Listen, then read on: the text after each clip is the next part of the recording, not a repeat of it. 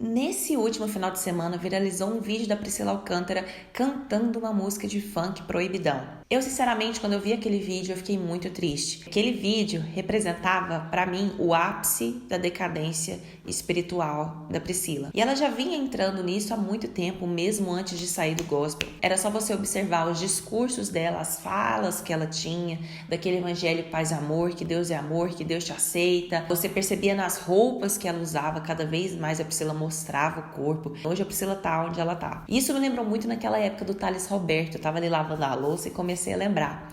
Eu me converti na época que o Thales assim estourou. Me converti nos anos 2010 e o Thales pouco tempo depois estourou. E eu lembro que a música gospel nessa época ela foi para um outro patamar, né? Naquela época que veio Regis Danese e foi toda essa levada de cantores gospel. E eu lembro muito que o Thales, né? Ele era assim um sucesso e os evangelhos começaram a entrar na TV brasileira. Eu achava aquilo um máximo, porque eu achava na época, né, que Jesus estava levando o evangelho para a nação, e hoje eu percebo que na verdade quando o mundo nos aplaude é que tem alguma coisa de errada com o nosso evangelho, porque o evangelho confronta. E aí teve aquele acontecimento que todo mundo viu do Thales Roberto, e nós tivemos o primeiro cancelamento gospel. E a grande diferença, né, do Thales Roberto com a Priscila é que o Thales Roberto, ele disse o que ele achava, o que ele pensava, que ele era um cantor acima da média, né, dentre os do meio evangélico, e a Priscila também pensava da mesma forma, só que ela nunca precisou falar.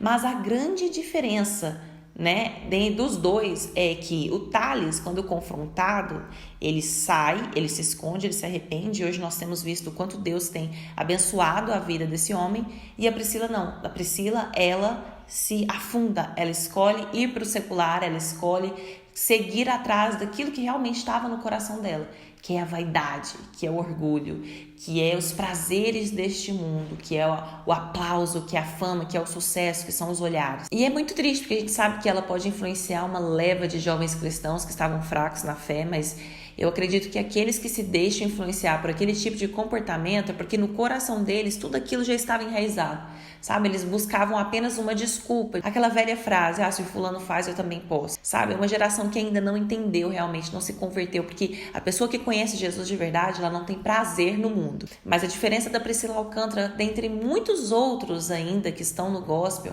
é que pelo menos essa menina quis sair e foi viver a verdade dela no mundo, mas tem muitos outros que ficaram e ainda não saíram do meio gospel. Primeiramente, porque é lucrativo. Segundo, porque se forem para o secular não vão ter o mesmo espaço que a Priscila, porque a Priscila cresceu na televisão, então não vão ter o mesmo espaço que a Priscila. E aí eles sabem que se forem para o secular vai ter uma concorrência super difícil, não vai ter o mesmo público, porque o público que eles têm nas redes sociais é do gospel. Mas se você for olhar nas redes sociais desses cantores, cantora pelada, sabe? Com roupas indecentes, cantores assim também que não tem postura nenhuma de cristianismo. E aí você vê uma miscelânea e infelizmente nós temos visto diversos escândalos nessa geração. Então cuidado com as pessoas que você tem dado ouvidos. Tem muito pastor que é famoso, milhares e milhares de seguidores, pregando um evangelho fácil, mamão com açúcar, que alimenta o nosso ego, que acaricia a nossa alma e que não nos leva ao arrependimento. E ore pela vida da Priscila Alcântara, ore para que o Senhor a leve a um arrependimento genuíno e que ela se converta, né, dos seus maus caminhos e conheça Jesus verdadeiramente.